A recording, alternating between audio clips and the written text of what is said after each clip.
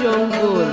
সেখানে থাকতো ছোট্ট একটা হাতি, তার নাম টুনটুন। টুনটুন খুব মিষ্টি, কিন্তু সে ছিল বড্ড ভীতু। হঠাৎ কোনো জোরে শব্দ হলে সে কুঁকড়ে যেত, টপ করে লুকিয়ে পড়তো ঝোপের আড়ালে। একদিন সকালে হঠাৎ জঙ্গলে শব্দ হলো, ধপ ধপ ধপ। কি ভয়ানক শব্দ! ভয়ে বনের সব পশুরা যে যেদিকে পারলো দৌড়ে পালালো।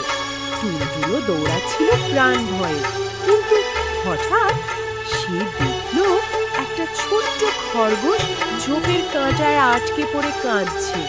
টুনটুনের বুকটা ধক করে উঠল। সে ভাবল, আমি যদি পালিয়ে যাই তবে এই ছুঁচকে বন্ধুটাকে কে বাঁচাবে? ভয় পেলেও টুনটুন আর পালালো না।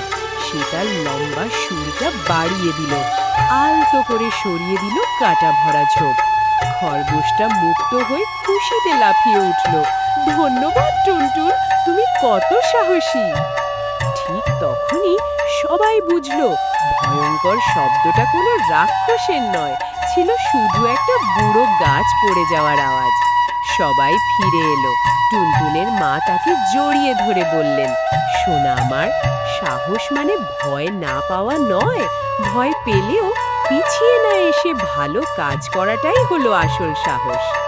টুনটুন হাসল। সেদিন